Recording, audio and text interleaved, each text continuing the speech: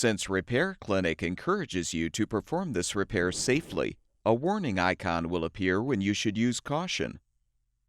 To replace a rear leveling leg on your electric range, have an assistant help you to move the range away from the wall. Lift the side of the range you're replacing the leveling leg on and support it. You can now unthread the old leveling leg.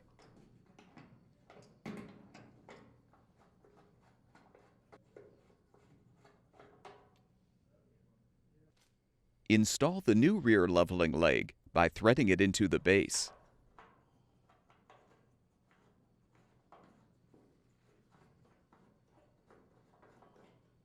Be aware you may need to adjust the leg to level the appliance. Remove the support and lower the range. Move the appliance back against the wall, and your electric range should be ready for use.